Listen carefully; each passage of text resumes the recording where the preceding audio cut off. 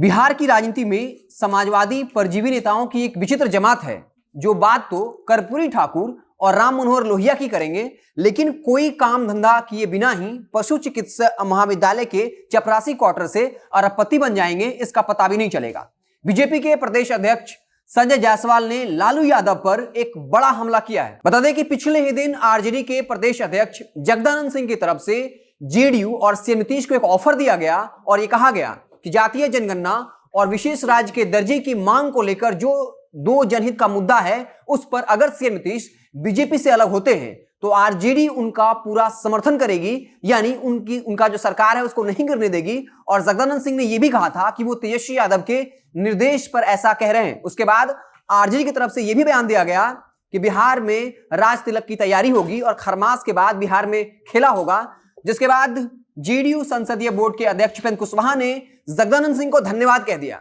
जिसके बाद बीजेपी की बेचैनी लगातार बढ़ रही है और अब बीजेपी के प्रदेश अध्यक्ष आरजेडी सुप्रीमो, आरजेडी के राष्ट्रीय अध्यक्ष लालू यादव को निशाने पर लिया और यह कह दिया कि ये लोग जो है वो समाजवादी परजीवी के विचित्र जमात के नेता हैं, जो बात तो कर्पूरी ठाकुर और राम मनोहर लोहिया की करेंगे, उनके त्याग की बात करेंगे, लेकिन यही नेता पशु चिकित्सा महाविद्यालय के चपरासी क्वार्टर में रहते रहते बिना कोई काम धंधा किए ही जो है वो अरबपति हो जाते हैं। उन्होंने आगे ये भी कहा कि ऐसे लोग जो हैं वो जोंक की तरह होते हैं जो मनुष्य का इंतजार करते हैं, और जब इनको मनुष्य का रक्त यानी खून मिल जाता है तब ये महीनों का प्रबंध कर लेते हैं। यानी साफ तौर पे वो ये कहना चाह रहे हैं कि जो आरजेडी के नेता हैं वो जो है सत्ता की फिराक में रहते हैं और जैसे ही सत्ता मिलती है ये अरबों खरबों की संपत्ति बना लेते हैं। आपको बता दें कि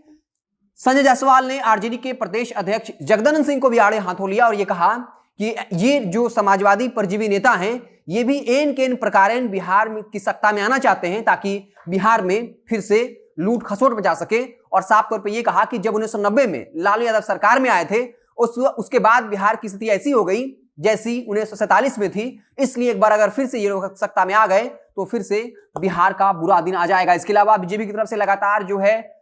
नीतीश कुमार को यह याद दिलाया जा रहा है कि कैसे तेजस्वी यादव और तेज प्रताप यादव ने नीतीश कुमार की बेइज्जती की थी और ये दावा कर दिया कि सीएम नीतीश कभी भी आरजेडी के साथ नहीं जाएंगे। तो जैसे ही आरजेडी की तरफ से एक ऑफर दिया गया सीएम नीतीश को कि वो जातीय जनगणना और बिहार विशेष राज्य के दर्जे को लेकर जो है अगर वो बीजेपी का साथ छोड़ देते हैं तो आरजेडी उनका समर्थन करेगी, यानी जो सीएम नीतीश की सत्ता है उसे नहीं गिरने देगी। और ये भी कहा था कि वो ऐसा तेजस्वी यादव के निर्देश पे कह रहे हैं। उसके बाद जेडीयू संसदीय बोर्ड के अध्यक्ष उपेंद्र कुशवाहा ने जगदानंद सिंह को धन्यवाद कहा, जिसके बाद कहीं ना कहीं बीजेपी बैकफुट पर है और उसे इस बात का डर सता रहा है कि अगर सीएम नीतीश ने पलटी मारी तो उन्हें बिहार में सत्ता से बेदखल होना पड़ सकता है। और खास करके इस वक्त में जब उत्तर प्रदेश में आगामी 2-3 महीनों में विधानसभा चुनाव होना है और बीजेपी के लिए उत्तर प्रदेश का विधानसभा चुनाव जीतना बहुत जरूरी है, क्योंकि आने वाले 2024 का लोकसभा चुनाव का परिणाम भी उत्तर प्रदेश के विधानसभा चुनाव पर काफी हद तक निर्भर करेगा। आपको बता दें कि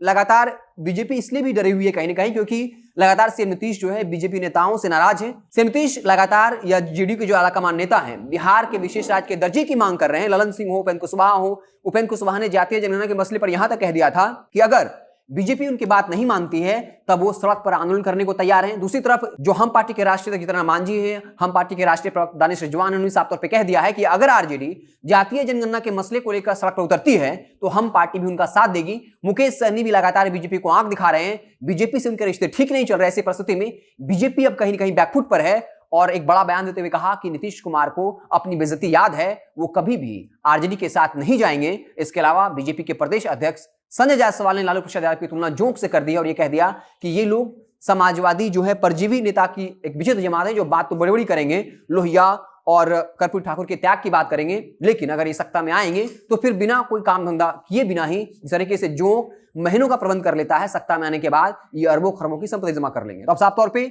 बीजेपी के प्रदेश अध्यक्ष इस बयान के बाद बिहार की सियासत गरमाना है। देखना दिलचस्प होगा कि आरजेडी की तरफ से क्या कुछ पलटवार आता है। जैसे ही कुछ नई बयानबाजियां होंगी, कुछ नया पॉलिटिकल डेवलपमेंट होगा तो हम उसे आपको इत्तला करेंगे। आप देखते रहे जनता जंक्शन। बहुत बहुत धन्यवाद।